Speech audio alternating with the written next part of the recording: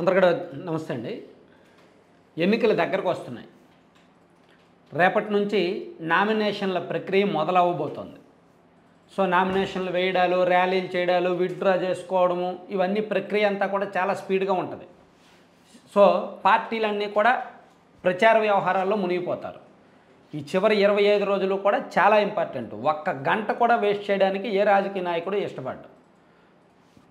So అంత కీలకమైన సమయంలో కూటమికి ఒక బెంగ అయితే మనసులో ఉండిపోయింది. రాష్ట్రంలో పనిచేస్తున్న కొంతమంది అధికారులు వైసీపీకి అనుకూలంగా ఉన్నారు. వాళ్ళు ఆ స్థానాల్లో ఆ కీలకమైన పొజిషన్లో ఉంటే మాకు వ్యతిరేకంగా పనిచేస్తారు, వైసీపీకి అనుకూలంగా పనిచేస్తారు. సో వాళ్ళు ఆ స్థానాల్లో ఉన్నంతకాలం నిష్పక్షపాతంగా ఎన్నికలు జరగవు. అధికారులు, సిబ్బంది మొత్తం అందరూ కూడా అధికార పార్టీకి అనుకూలంగా పనిచేస్తారు. వాళ్ళ ఒత్తిళ్ళు ఉంటాయి.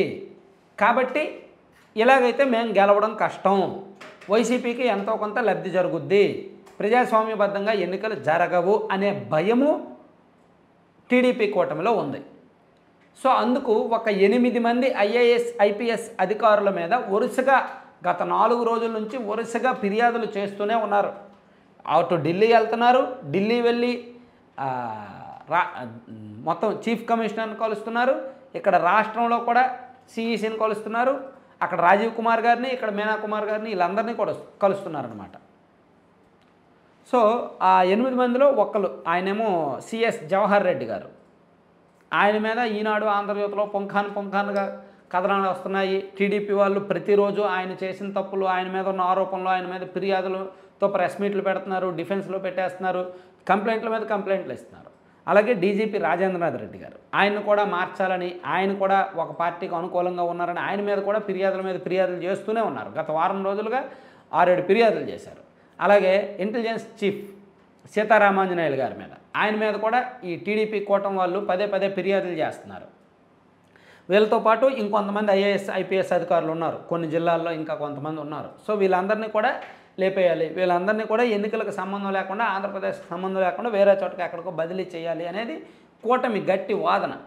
నిన్న కూడా ఎవరెవరంటే నిన్న కూడా వెళ్ళారు, ఢిల్లీ వెళ్ళారు.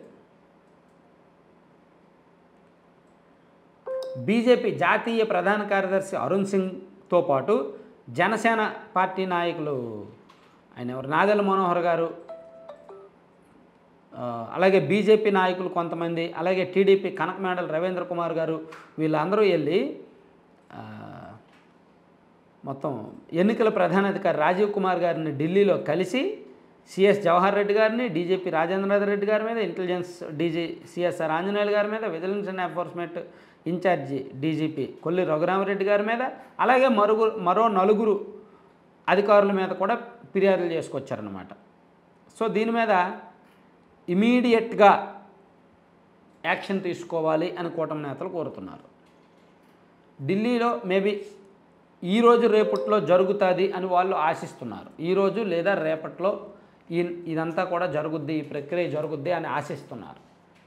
జరగకపోతే, ఒకవేళ ఈ అధికారులు ఇప్పుడున్న చోటే అలా ఉంటే, బదిలీలు జరగకపోతే, ఒకటి టీడీపీ బీజేపీ అండ్ జనసేన, బీజేపీతో పొత్తు పెట్టుకోవడం వేస్ట్. టీడీపీ అండ్ జనసేన వాళ్ళు బీజేపీతో పొత్తు పెట్టుకొని ఏమీ ప్రయోజనం రానట్టే.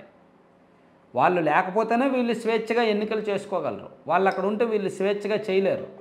అది వీళ్ళ బాధ. దాంతోపాటు కొంతమంది నాయకుల మీద నిఘా ఉంటుంది, టీడీపీ వాళ్ళ మీద స్వేచ్ఛ ఉండదు. కొన్ని నియోజకవర్గాల్లో పోల్ మేనేజ్మెంట్, బూత్ మేనేజ్మెంట్ చేయలేరు, ఫైనాన్షియల్ వ్యవహారాలు, ఎలక్షన్ మేనేజ్మెంట్ వ్యవహారాలు అన్నింటిలో కూడా వెనుకబడతాం అని. సో అందుకే వీళ్ళైతే టార్గెట్ చేశారు, జరుగుతాయని ఆశిస్తున్నారు. యాక్చువల్లీ ఈ మొన్న 12-13 తేదీల్లోనే జరగాల్సి ఉందంట. కానీ బీజేపీ వాళ్ళేమో, ఈ బీజేపీ పెద్దలు కొంచెం అభ్యర్థుల ఎంపిక అది ఇది కొంచెం వ్యవహారాల్లో బిజీగా ఉండడం వలన ఇక్కడ పట్టించుకోవట్లేదంట. మేబీ ఈ నెక్స్ట్ 24 అవర్స్ లేదా 48 అవర్స్లో జరుగుతుంది, కొంతమందిని మారుస్తారని అయితే అనుకుంటున్నారు. కూటమి వాళ్ళు ముఖ్యంగా ఆశిస్తున్నారు. ఏం జరుగుతుందో చూద్దాం. Thank you.